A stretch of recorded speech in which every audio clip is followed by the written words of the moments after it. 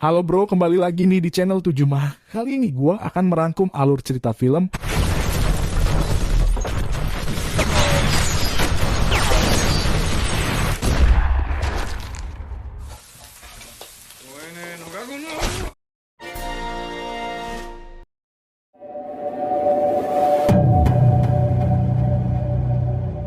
Film ini menceritakan kisah perjuangan anggota Yakuza bernama Otomo yang dikhianati sama bosnya sendiri. Semua ini diawali dari sebuah acara pertemuan yang diadakan di rumah bos besar Seki Uchi. Dia adalah ketua organisasi pusat yang memimpin dan mengendalikan banyak sekali klan Yakuza lain. Seki Uchi tahu kalau ada kelompok licik selain di kota Tokyo yang bisnisnya lagi booming. Tapi kelompok ini tidak termasuk di dalam klannya. Dalam arti mereka ini adalah kelompok saingan. Kelompok itu dipimpin oleh seorang bos bernama Murase, jadi Seki Uchi berusaha sebisa mungkin merebut wilayah kekuasaan Murase dengan cara apapun.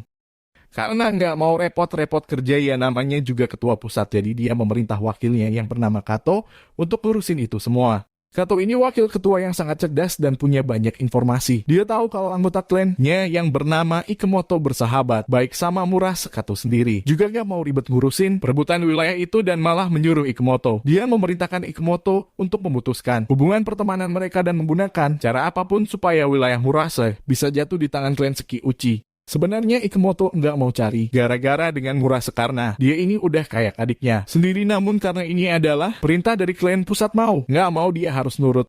Ikemoto jadi bingung gimana cara merebut wilayah Murase dan dia juga nggak mau dianggap sebagai orang yang makan temennya sendiri. Jadi diam-diam dia menyuruh Otomo untuk sengaja memancing dan memfitnah Murase seakan-akan dialah yang cari gara-gara dengan Ikemoto supaya dia punya alasan untuk memutuskan hubungan pertemanan mereka. Otomo punya seorang teman di kepolisian bernama Kataoka. Dia ini polisi korup yang bekerja di Satuan Anti Premanisme Kota Tokyo.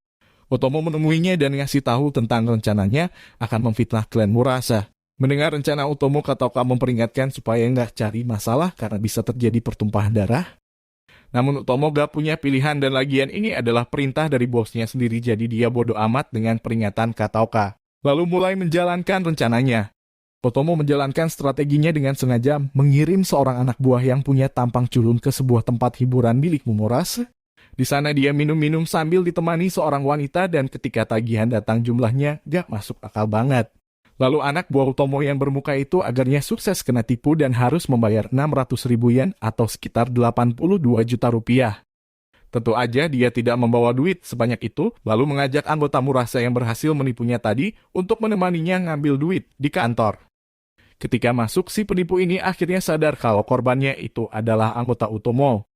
Akhirnya dia disuruh duduk sambil nunggu duitnya disiapin. Dia dikasih duit 1 juta yen, padahal tadi cuma 600.000 yen. Di sini si penipu itu ragu mau ngambil duitnya atau nggak. Kalau nggak diambil berarti besok anak gua Otomo bakal gratis terus pas datang ke tempat hiburan itu. Akhirnya penipu itu memutuskan untuk mengambil duit tersebut lalu kabur.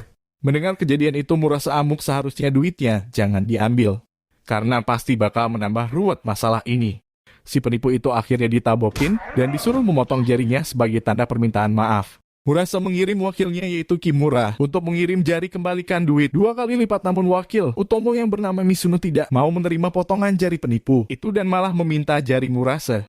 Tanpa basa-basi, Otomo menyayat wajah Kimura dan menyuruhnya untuk pergi. Otomo-san.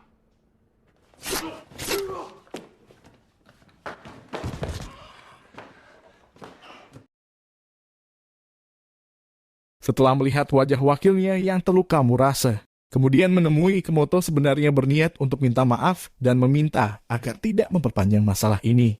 Nah, di sini Ikemoto pura-pura nggak tahu soal insiden ini dan meminta Murase untuk menyelesaikan masalah itu dengan Otomo sendiri. Beberapa hari kemudian anggota Otomo balik lagi ke tempat hiburan Murase. Kali ini dianggap ditipu, malahan apapun yang dia minta semuanya gratis. Namun di luar perkiraan dia diculik oleh si penipu kemarin. Dan dipertemukan dengan Kimura yang kemudian membunuhnya lalu mengirim mayat pria itu di depan kantor Otomo. Berita kematian anggota Otomo tadi terdengar oleh bos Seki Uchi. Dia pura-pura marah, lalu menggunakan kesempatan ini untuk manas-manasin Moto agar segera perang sama Murase. Ikemoto mengirim wakilnya yang bernama Osawa untuk manas-manasin Otomo agar mau balas dendam soal kematian anak buahnya. Otomo terpancing omongan Osawa lalu memerintahkan sejumlah anak buah untuk mencari siapa pelaku pembunuhan itu, yang ternyata tak lain adalah preman penipu kemarin. Dia mencoba kabur dengan naik kereta, namun anak buah Otomo berhasil membunuhnya di dalam kereta itu. Lagi-lagi Murase menemui Ikemoto dan memintanya untuk tidak melanjutkan selisihan ini. Namun kali ini Ikemoto menyalahkan Murase karena anak buah dialah yang pertama kali cari gara-gara, padahal kan dia yang nyuruh Otomo membuat bikin onar. Karena nggak nemu jalan keluar, Murase memutuskan untuk menemui ketua klan pusat Seki Uchi. Dia membawa sejumlah uang dan meminta supaya perselisihan ini dihentikan. Seki Uchi dengan senang hati menerima uang itu, namun setelah Murase pergi, Kato kembali manas-manasin Ikemoto supaya menghajar Murase, supaya lebih keras lagi. Tentu saja Ikemoto kemudian menyuruh Otomo untuk menghajar Murase lebih brutal lagi. Sekali lagi Otomo menuruti permintaan Ikemoto, dia dan anak buahnya menyerbu Murase yang lagi di dokter gigi. Murase kaget, karena kemarin sudah minta maaf kepada Seki Uchi dan berpikir masalah ini udah selesai. Tapi Otomo bodoh amat dengan omongan Murase lalu menghajarnya di tempat. Karena udah nggak kuat dihajar terus-terusan, Murase akhirnya menyerah dan memutuskan pensiun dari dunia Yakuza. Lalu terpaksa menyerahkan wilayah kekuasaannya kepada Ikemoto. Kemenangan Ikemoto malah membuat Otomo jadi nggak enak. Dia punya feeling kalau masalah ini bakal makin besar. Ikemoto menugaskan Otomo dan anak buahnya untuk menjalankan operasi gelap di daerah bekas milik Murase, mulai dari perdagangan narkoba sampai prostitusi. Otomo punya anggota yang sangat cerdas bernama Ishihara. Dia melihat ada kesempatan untuk membangun sebuah kasino di wilayah itu. Kasino Ishihara booming dan laris manis. Banyak orang datang berjudi dan tempat itu menghasilkan omset yang luar biasa. Suatu ketika salah satu bandar narkoba melapor kepada Ishihara kalau omsetnya mulai turun karena ada bandar lain yang jualan di wilayah yang sama. Setelah dicek, ternyata Murase masih diam-diam dagang narkoba di wilayah itu.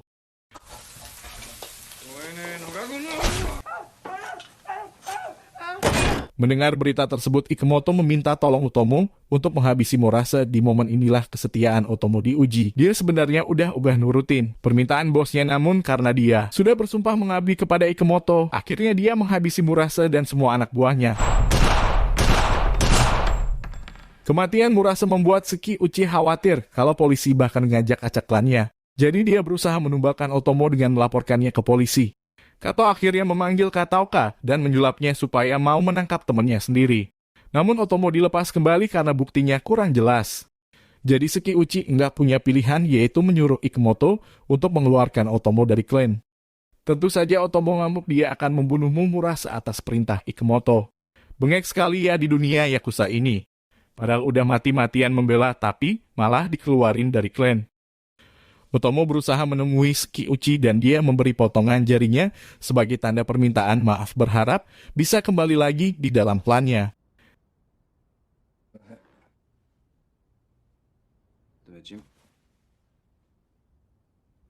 Disinilah Seki Uchi menunjukkan kelicikannya. Dia bilang kepada Otomo kalau pengeluaran dirinya dari klan bukanlah idenya, melainkan ide Ikemoto. Padahal kan jelas-jelas dialah yang nyuruh Ikemoto untuk mengeluarkan Otomo dari klan. Otomo menelan bulat-bulat fitnah Seki Uchi dan emosinya meledak. Dia kemudian menemui Ikemoto dan menghajarnya. Namun karena udah kesel banget, Otomo memilih untuk menghabisi Ikemoto di tempat. Dan kejadian itu disaksikan oleh Osawa. Karena tak terima bosnya dibunuh oleh Otomo, dia menemui Seki Uchi untuk melaporkan hal yang dilihatnya. Lagi-lagi Seki Uchi menunjukkan trik fitnahnya. Dia memerintahkan Osawa untuk segera membunuh Otomo dan semua anak buahnya demi membalaskan dendam Ikemoto. Osawa akhirnya menghabisi nyuruh anak buah Otomo satu persatu.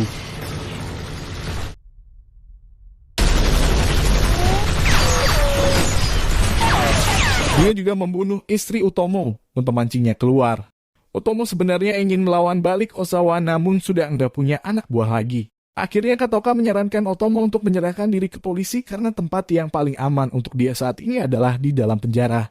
Sementara itu Seki Uchi puas setelah tahu kalau Otomo sudah berada di penjara. Dia memberikan selamat kepada Osawa karena mengambil alih klan Ikemoto. Disinilah plot twistnya makin menggila. Ternyata Kato diam-diam punya rencana ekstrim. Dia menghabisi Osawa, lalu menghabisi bos besarnya sendiri. Kato menaruh pistol yang digunakan untuk menembak Seki Uchi di dekat mayat Osawa supaya terlihat seakan-akan Osawa lah yang membunuh Seki Uchi.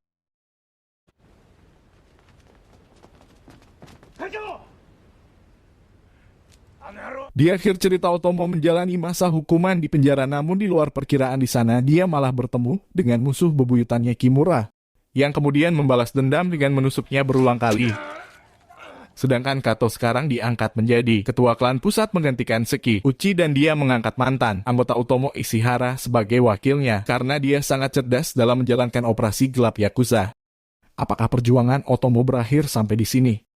Tunggu aja kelanjutannya di video berikutnya. Jangan lupa subscribe dan like videonya biar tidak ketinggalan update terbaru dari channel ini. Sampai jumpa di video berikutnya.